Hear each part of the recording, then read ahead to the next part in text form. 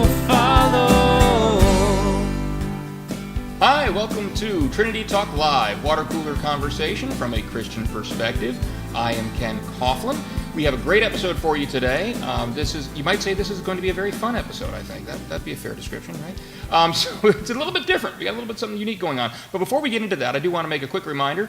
If you do like our videos, do us a favor. It's a really big help if you go ahead and click like, the thumbs up button right here on the YouTube channel. That helps these videos get seen by more people. So again, if there's other episodes you've seen in the past that you haven't clicked the like button, that you forgot to click the like button on, go ahead right now, go back, click the like button on those, and then come back here and click it on this one too. We'll wait. Okay, good. And the other thing is, if you really just did what I told you to do, then you just gave us an extra view on this video as well. So, come on, give me a little laugh. They're not following their cues very well. All right, so we have a very unique episode here today. Today what we're going to do is we are going to be talking about a subject that was suggested to us by the internet world out there. It's going to be, can Christians have fun? And so what I decided to do today is I decided to bring in a bunch of people who are fun. And so, rather than introducing each person individually, I'm going to ask them to do that themselves. But I will tell you what made me invite these folks here, and that is they are all part of our young adult group here at Trinity called Revolution. Revolution is a young adult small group. They do Bible studies during college breaks, and they have various volunteer activities and fundraising events as well. Matter of fact, you guys were just doing a fundraising event today, right? Yeah, we were raising money for the Heifer Project so we could raise money for a village in need and buying animals and stuff they need. Cool. So that's the kind of thing that they do together. It's a real fun time and a great way for them to stay in touch with God and with their community and with each other people that are in their peer group. So because I figured nobody's going to be looking at me and thinking that I'm fun at all, I figured I'd bring people that are kind of fun in here to talk about this subject. So given that little introduction, what I'm going to ask them to do right now is just kind of go around here and tell us who you are and a little bit about yourself. Why don't we start down there at the end? I'm Zachary Kreiner, and I volunteer here at Trinity a lot, playing music, helping to run sound, and I'm also a sound engineer for a living. And he sings, and he plays the piano, and just amazing. Matter of fact, if you search the contemporary music playlist here on the YouTube channel, you're going to see Zach appear quite a bit on that. So what else we got? My name's Jesse Hinman. I am a computer animation student at UMBC, and I also play bass here a lot and volunteer a lot. And you probably know my mom, Lori. She runs a lot of stuff around here. So Lori has been on the show 3 times. Yes. She hosted one time, and I've already got her booked for her 4th appearance as well. So Jesse, you should know we do have a habit here of working our way through entire families. I did. People that watch the show have seen the Durward family. We've had Greg's been on. Rachel's been on. Hannah, the other sister, is going to be on here for one of our Christmas episodes. And I just booked their mom, too. So you're going to have to drag my brother from Colorado, so... Whenever he's home, I'll squeeze him in, so we'll make it work. So anyway, next! I'm Susie Marie Smock. I've been a member of Trinity for 5 years, and I'm trained to be a theater professional at UMBC. Theater professional? What kind of theater professional?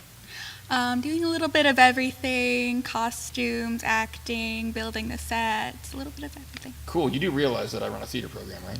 I do. We'll talk. Okay. And last but not least is a familiar face to anybody who's seen one of our episodes from back in August. Tell them who you are again. I'm Dylan Brown. I'm the leader of this Revolution group here, and I go to HCC for general studies. And Dylan was on our episode about what it's like to be a Christian in college. Which is a really good and really good valuable episode. So if anybody hadn't seen that, especially if you're in this age group, I would strongly encourage you to go back and watch that episode. Well, good. Thank you very much. Well, I'll tell you what we're going to do is we're going to launch into our current event segment. I'm going to read our 3 stories, all right? I apologize if I mispronounced the name on this first one. It's William Maillis. I'm going to spell it. It's Maillis. He's a 9-year-old boy from Penn Township, Pennsylvania. William is a lot like other boys his age in that he does enjoy video games, knock-knock jokes, sports, hanging out with his friends. But in one way, he's very much definitely not like his peers. This past May, William graduated from high school and is already taking college classes. He's currently enrolled at the Community College of Allegheny County, but he plans to attend Carnegie Mellon University next fall. William was accurately identifying numbers at 6 months old, speaking in complete sentences at 7 months, and doing addition at 12 months, multiplication, reading, and writing at 2 years old, and then algebra, sign language, and reading Greek at age 4. That's where the line starts to get crossed, where I start to realize by this kid's 4th birthday, he was starting to get into things that I can't do. Geometry at 5, trigonometry at 7. He attended 4th grade and high school simultaneously, while also taking some college classes, and this year he's enrolled in college full-time. William's father, Peter, is a Greek Orthodox priest. William wants to study the physics and chemistry of space and earn a doctorate degree, and he wants to work as an astrophysicist. Now, in case you're wondering why we're covering the story of William here on Trinity Talk Live, it's because this last part, he says, as part of his motivation for doing all of this, he says, I want to prove to everybody that God does exist by showing that only an outside force could be capable of forming the cosmos. This at 9 years old, this is his goal already. The second story is about the Freedom from Religion Foundation. They're an atheist advocacy group. They have demanded that Leeds High School in Alabama change their marching band's halftime show. The show is entirely instrumental, has no lyrics in it whatsoever, but it is comprised of hymns, such as Swing Low, Sweet Chariot, Joyful, Joyful, We Adore Thee, and Amazing Grace. Now, in addition, part of the show does include students sitting in church pews that are brought out onto the field. The Freedom from Religion Foundation has sent a letter to the school district claiming that the show, even though it does not contain any actual words, violates the separation of church and state. Leeds City School Superintendent John J. Moore has said, we do not have plans to stop the show. Leeds High School Principal Brent Shaw added that the school will consider removing some of the props, presumably referring to those aforementioned church pews, but that otherwise the show is going to remain the same. And our last story for today is a film about the Apostle Paul is currently in production from Affirm Films. James Faulkner, who's known for roles in Game of Thrones and Downton Abbey, will be playing Paul, and Jim Caviezel, which most people know played Jesus in The Passion of the Christ, is going to be portraying Luke this time around. According to RelevantMagazine.com, the film will be titled Paul, the Apostle of Christ. It will focus on the months leading up to Paul's execution.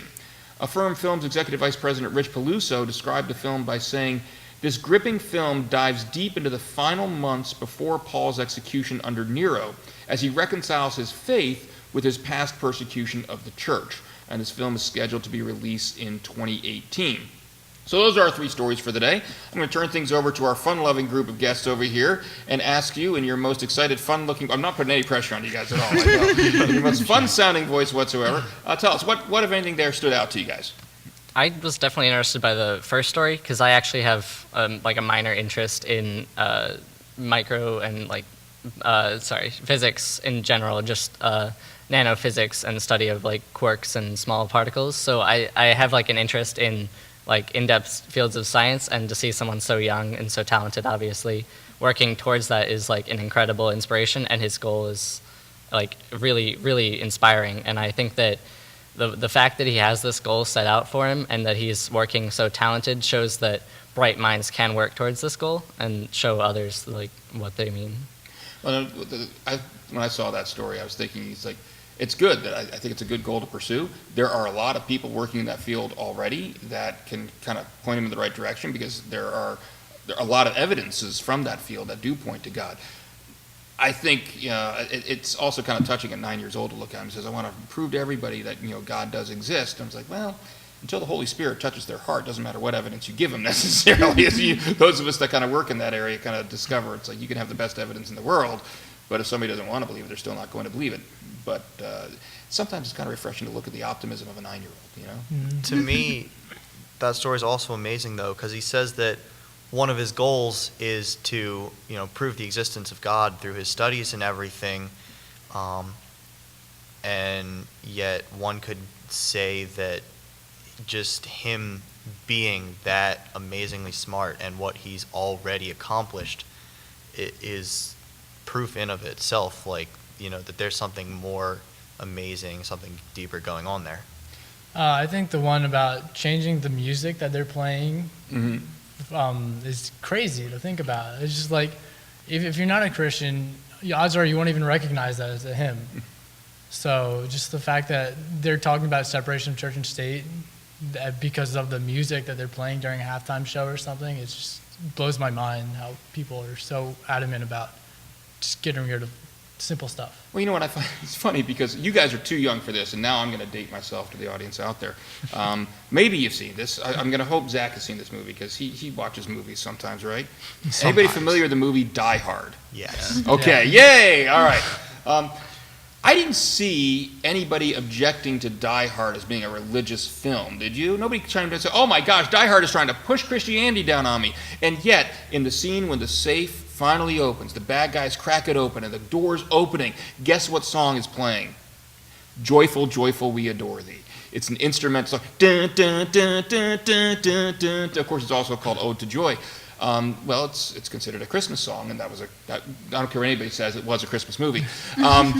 But it's funny, it's in that context, like, we see these things all the time that are instrumental, and nobody necessarily thinks they're trying to indoctrinate anybody with any kind of religious message. There's no words behind it. You know, Hollywood uses these songs, but you know what? When a school is using it, all of a sudden, that's not okay. You know? Well, that's really funny because being a musician, having studied a lot of that, I know that at least two of the songs that you mentioned that the school is playing, you know, people recognize those as hymns, but it's so funny that they would fight against that because, like I said, I know at least two of the tunes were not originally written as religious songs or religious tunes. They were just implemented in that way, and that's what they've become. Well, that's interesting. I did not know that. Yeah. Wow. That's a lot of hymns actually started out that way. So it makes it even funnier and you know that they would fight against that because there's really no grounds to fight it. There's nothing inherently religious about the musical composition itself. Right. So, Susie, you haven't said anything. Do you have anything you want to add? Yeah, I was just going to say that, these songs are just been in this country for so long. It feels like you're not only fighting religion, you're fighting a part of American history by trying to remove these songs. Yeah, I agree. You know, I mean, everybody knows. You might not know "Joyful, Joyful, We Adore Thee," but if somebody plays the tune, you're going to recognize that tune because you've heard it before. You know. Good, excellent. Well, why don't we move on to our topic of the week? Our topic of the week today is Can Christians Have Fun? And I want to start things off with a scripture that I came across when I was getting ready for this week from the Gospel of Luke. And it deals with an accusation that was being levied against Jesus. And what Jesus says is, the Son of Man came eating and drinking, and you say, here is a glutton and a drunkard, a friend of tax collectors and sinners. That's Luke chapter 7, verse 34. Well, am I saying that Jesus was out there being a glutton and a drunkard? No. I mean, I think that's his point, is that people are over-exaggerating. But that does show that Jesus, I think sometimes people take a look at Christianity and they just think, it's a bunch of, you have to come to church and be nice and stoic and everything about it is, God is the cosmic killjoy, so to speak. Jesus doesn't seem to have been like that. I mean, we see, if people were accusing him, disproportionate, blowing things out of proportion, mind you, but accusing him of being a glutton and a drunkard, he must have been eating and drinking, right, at minimum, in order to do that. What was his first miracle? Turning water into wine. Yeah, he turned water into wine. So I think if we take our cue from Jesus, then, certainly he was capable of having some fun. And my wife gave me this quote that I thought was really good. This is from St. Thomas Aquinas. And what he said, it is requisite for the relaxation of the mind that we make use from time to time of playful deeds and jokes. If you don't have a sense of humor, man, life's going to get really stressful for you. So let me open it up here to the floor here, guys. I want to ask you, for starters, let's say somebody walks up to you. And I should mention that this topic was actually one that was suggested to us by a viewer out there. And so please keep them coming. If you have other ideas you want to see us cover on the show, please send them to us. You can do that on our Facebook page. It's probably the best way to do it, at Trinity Talk Live Podcast. We'll talk about that more at the end of the show. But if somebody were to come up to you, and this is what this viewer said, this viewer indicated that people come up to him and said that that people have said that they don't think Christians can have fun, that becoming part of the reason this person who was speaking to them didn't want to become a Christian, wasn't going to embrace Christianity, because they felt that as soon as they did, that their entire life was going to become dull and boring. So first of all, let me ask you guys, what would you say to someone that came up to you and said, I can't become a Christian, because the moment you become a Christian, it's all fun gets sucked out of life, kind of like when you were talking about before, kind of like when I walk into the room, all the fun gets sucked out of it. Is that what Christianity is really like? I mean, obviously not. I mean, as a group of young people, our goal is to have fun so that people actually want to come to our events. So, like, the struggle for the college age group is that most people are like, well, I have so much stuff that I'm already doing that I already feel obligated doing, that if a youth group becomes an obligation rather than something that you want to do, it's just another thing on your plate. So having fun events and drawing people in so that they can grow deeper in God's word and so that we can have those spiritual moments is like our main goal. So It's funny that someone would say that Christians can't have fun because, I mean, the whole thing about Christianity is that we're saved so we can go to heaven, and all of the descriptions of heaven mention singing and shouting and people being really happy, and it doesn't sound anything like what people like to think of Christianity as. So wait, so we're not just all sitting on clouds playing harps? That's not what but it's funny, that is what a lot of people think about heaven. I think you're right. People have a bad theology. They don't understand what the Bible really says about what being in heaven is like. It's not boring. It's not at all. I've heard it many times from peers and other young people that when they come to these events that Jesse was talking about, how, wow, they didn't believe that Christians could have fun. Like, what do you think we're doing? Reading Bible verses and staring at each other for hours on end? Yeah, just there are so many fun things that you can do as a Christian, and just it really depends on your definition of fun. Like, is just sitting around talking with people fun? yeah, I think my most memorable moments from any youth group is the fun events, like when we do lock-ins for like the youth and like the middle school, where you have fun the whole night and you stay up and you like party, but you have moments where you draw in closer to God, and then you can break away and have those fun moments. So I think that the problem with most people's version of looking at Christianity is they only see those focused meditative moments, and they don't see the rest of what brings you to a Christian family, which is that the family has fun together. Well, let me ask you guys this, because I think, especially in your age group, because at one point I was in your age group, believe it or not. I was there at some point. And I know when I was that age that a lot of my peers had this impression that fun, there was a certain definition of what it meant to go have fun, especially once you turn 21, and fun meant going out to the bars and getting drunk, and doing things that, we as Christians probably aren't going to be doing or shouldn't be doing, all right? So I guess my question is, how do you guys know where you draw the line? If you got somebody that comes up to you and invites you to some event, have you ever been tempted to do something that you kind of knew you shouldn't do and you had to back off? And where do you draw the line as far as what's a legitimate way to entertain yourself and what's not? I think the main line, for me at least, is that if you're going to an event and you start to feel uncomfortable with things that people are doing at any point, it starts to become a problem, and you start to realize that maybe this isn't what I should be doing, and you start to take a look at yourself and where your beliefs are and how that stacks up with how everyone's acting. I think the main defining point of a problem is when it starts to affect the rest of your life and your relationships. So if you're partying and then all of a sudden you make a mistake and you've messed up, that's the line. Like when you start making mistakes that affect your life, that's a problem. Also, when you make mistakes that affect other people's lives and not just your own, that's a big problem. Like, you can go out and have fun. You don't have to make fun of people to have fun. You don't have to get drunk to have fun. And as long as you're not affecting other people's lives and you're not taking your life and putting it in a wrong direction that you shouldn't be going, it's fine to go out and do stuff like that. Maybe that's something that a lot of people can learn from Christian groups, I guess. Is that you guys do go out and have fun. I guess maybe, you ever have anybody come into your group, you mentioned something, I guess, touched on this, Susie, a second ago. Anybody come in and say, wow, I never realized that I could have fun without doing X, Y, Z, without going out to the bar, without getting drunk. There's other things we can do, and we really are legitimately having fun doing that. You ever had anybody come in and have that kind of reaction?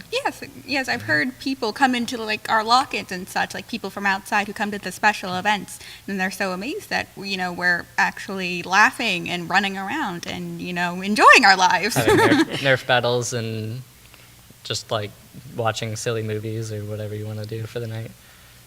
And this kind of going back to when I was in high school, even with our high school youth group. So my family moved to Trinity when I was in high school, and Literally, they live in the back closet over here. yeah, we moved in. And the church that we used to go to, we moved from for several reasons, but there wasn't much of a youth presence there. There was a youth group that didn't do much, and when I started getting involved in the youth group and other events here at Trinity, I was amazed, at how much it was, not just how much I was having fun, but how much it was affecting my whole life positively. I just had a different outlook because I had people at my church, in my age group that I could have fun with, and that was a big thing for me. So what other types of things, you mentioned like lock-ins and stuff, what other types of things do you guys do for fun? Well, in our revolution groups, a lot of times we'll just meet and we'll play like Wii games, like the what was that, Mario Party? Mario Chase. Mario Chase. Yeah, that game's hilarious. But a lot of it's just doing stuff that you do for fun regularly. So like board games, video games, hanging out, bonfires, like just food and like pizza, hanging out. Just anything that you would normally do, but just with the backdrop of being a Christian family and still having that experience with each other. Yeah, whenever we go to Jesse's house to have our revolution, we're always outside playing gaga ball or other sports, and then we go inside and have a fun talk about our Bible study. We go in, we banter, we make funny distracted. jokes. We get off topic a lot, but we always come back. It's always very rare when we Yeah. actually finish a whole Yeah. pamphlet, but that's fine. It takes us a while, but we get through it. Yeah.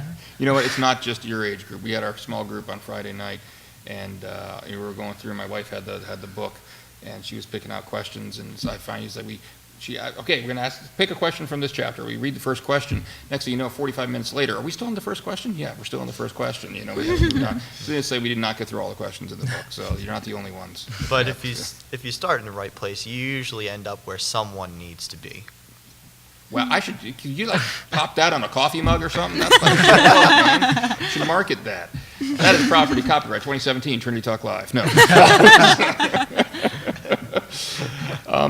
Good. Well, I'd never heard this. I love this Gaga ball thing you guys mentioned. That's like, I saw, Pastor Paul or Pastor John a while ago was talking about, how we're building this Gaga court here at the church, and we've got one here now. I had no idea what the heck that was. it's What so is much Gaga fun. ball exactly? Israeli dodgeball. It's like you slap a small soccer ball along. There's like an octagonal ring, and you hit the soccer ball around with your hands, and you can't get hit from the knee below. And so you have like a bunch of people like running around and diving on the ground and slamming the soccer ball at each other. It's a lot of fun. It's Really fun. It's so much fun. You can't get hit from the knee below. Yes, Yeah. and then you're out. So it's a every man for themselves. Oh, so so your goal is to try to hit other people Yes. from the knee down. Yeah. Yes. I was about to say, I thought you meant like you can't get hit from the knee below. So it doesn't count if you get hit by the knee below. So everybody's kicking the ball at each other's faces. No. Yeah. No, you got to use your hands. If you kick it, you're out. Oh, okay, I got Yeah. it. So you're picking it up and you're trying to peg it at You people's feet. you can't You pick it gotta up. hit You have it. to hit it. So you have to bend over and hit the ball from the ground. You lost me at bend over. All right, good. Well, anything else you guys want to share? Because again, I think more than anything else, the impression, in answer to the viewers' specific question, can Christians have fun? The answer is obviously, I think the consensus here is yes. And I think where the confusion lies is our culture is telling people they have to do certain activities, especially at your age group, the young adult age group, but in any age group, in order to have fun. Have any of you, I guess my question is, have any of you been in a position where you've seen somebody, had a friend, family member, anybody that's close to you, that had that kind of mentality? And is there any thoughts you can share about, whether or not, what you observed as far as whether or not going down that path really does end up being so fun in the end? Well, I've actually had that mentality once before. In middle school and early years of high school, I was like, I don't want to go to church. That's boring. Why would I go there? And then one day, one of my friends invited me to come to the youth group here. And I went. I was like, wow, this is actually a lot of fun. You guys are playing games and stuff. And then I just kept going back. and now I'm hooked. I come here every week, more than once usually. Not And the it's middle like- school group still, right? No, I lead, now I lead the middle school group. Oh! Still Yeah, the the middle tables have turned. Yeah. So I come here all the time. It's just like I didn't want to go to church because I had experiences where it wasn't that fun. But I came here and everything I do, leading, just listening, I have fun. It's just like the environment is so nice and it just draws me in. I always want to come. And do you guys find the Revolution group, how close are you guys personally? We're Very, very close. Really? Yeah. I mean, because we were talking last week about small groups on the show, and one of the things we talked about, the purpose of small groups is to create kind of a bond between people, and that can create an accountability bond, and it's like, okay, it helps you stay on the straight and narrow because you don't want to disappoint these people. These people, once you get in a close bond with a lot of other people that are really important to you, you don't want to disappoint them by stepping over the line, doing something you shouldn't do. And I think that having social activities, having fun with a group of people is really important to create that bond that can also serve you. It's not just having fun for the sake of having fun. It creates that close, intimate relationship, which is going to help you, stay true when you're outside the bounds of that group as well. So when you're talking about that close bond, I think one of the things though that you can be wary of with like a small group that's really close knit is that sometimes it kind of dissuades outsiders because they're like, oh, this is just a group of friends. I don't really want to intrude.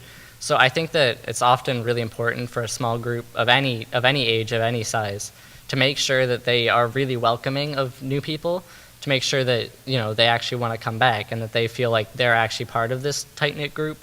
Because sometimes you get so engrossed in your own small group that you forget that other people will be willing to join too. So I'd like to make sure. I think that's a brilliant point, and now I'm going to put you on the spot. Maybe not you specifically, but others. How do you do that? I could see somebody hearing you say that and say, okay, how do we let people know that we're welcoming and they can come to us? A lot of times it's just actually talking to someone directly and personally, not just, you hear all the time, like, say hi to someone, but then you'll just like, oh, hey, welcome to the Revolution or whatever, and then go right back to your normal stuff. But actually, making them feel like you want to talk to them, you want to have a relationship with them, taking that first step, because I've been to other groups, and not just, small groups or even church groups, but other groups that were already friends that, I felt like an outsider just because, they wouldn't address me directly, and it had nothing to do with any way that they were treating me or acting that was negative, Mm-hmm. So it's all about, taking that first step and then continuing it, not just saying hi and walking away. Yeah, it's a lot easier to feel like an outsider than it is to feel welcomed. So you can easily go up to a group and be like, oh, they're not talking to me. I don't know why I'm here. It's like the nerves get to people easily. So if you just at least one person just breaks off from the group and spends time with them, it just changes. Little things can change people's lives. Yeah. That was good. It's not coffee mug good like his. I know. I tried. I had to try to get something in. Well, tell you what, I'm going to give you one last chance to give us a bit of brilliance here. Not really, but what I am going to ask you to do, Dylan, because obviously, some people might be watching this from the other side of the country. Some people might be watching from here in Harford County or Baltimore County, and they might be looking for a group like yours. So if there's somebody watching that is interested in checking out Revolution, how do they go about getting hooked up with you? Well, you can email me. Can you put my email? It's on the screen It's right on the now. screen right now. There it is. In other words, he doesn't remember his email address. He's going to tell me afterwards. He's going to put it on the It's screen. really long and or you could text me. Can I put my number there too? And now his number's on the screen too. Check that out. It's like magic. Yeah, but you can just contact me our through Facebook group. our Facebook group. Do you want to put that there too? Done. Done. Facebook link. Done. Yeah. So there's multiple different ways you can contact me. I'd be happy to reach out with you, have a conversation with you. You can join our group, or if you just want to ask questions and need someone to talk to, you can just come to us, and we'll be more than happy to have you. And I'll actually put a link to the Facebook group in the show notes too. So if you're watching this on YouTube, you can just scroll down to the bottom and there'll be a link down there in the show notes that you can click on and go right to the Facebook group and join the Facebook group, and you can contact them there that way as well. Excellent. Well, thank you very much. I appreciate everybody coming on. Hopefully we've proven that we're a fun-loving group. Not me. You guys. So, hey, thank you very much for joining us here on Trinity Talk Live. Water cooler conversation from a Christian perspective. Hopefully we exemplified that for you today. If you did like this video, again, like I said at the beginning, do me a favor and click the like button. That's a thumbs up button right here on the YouTube channel. Also subscribe to our channel. I'll help you stay informed of everything we've got going on. And most importantly, share. If you could, please share our video. If you're on Facebook, if you're on Instagram, if you're on Twitter, any kind of social media, tell people about our program, about this episode in particular, and any other episodes that speak to you that are out there. We really appreciate you helping us get this ministry out to reach other people. Trinity Talk Live does have its own Facebook page as well. We are at Trinity Talk Live Podcast, as I mentioned before. We do put posts up there about every episode when it airs. You can comment on those. If you have any questions about anything we raise in an episode, we'll try to answer that for you. Also, you can use that Facebook page to give us feedback about future episodes, future topics that you might like to see on episodes. We'd really appreciate that as well. I feel like I'm forgetting something, so I'm going to look at my notes here. Oh, yeah, hey, we're going to be back again next Tuesday. Episodes go up Tuesday at noon. Next week's topic is going to be how to grow in your prayer life. So that being said, that's all I got. Please feel free to join us again next week at 12 noon on Tuesday. I'm going to thank my entire group here again today. You guys were great. I really appreciate it. And I'm going to thank all of you out there for joining us, and I hope to see you next week. God bless. In your word we will follow.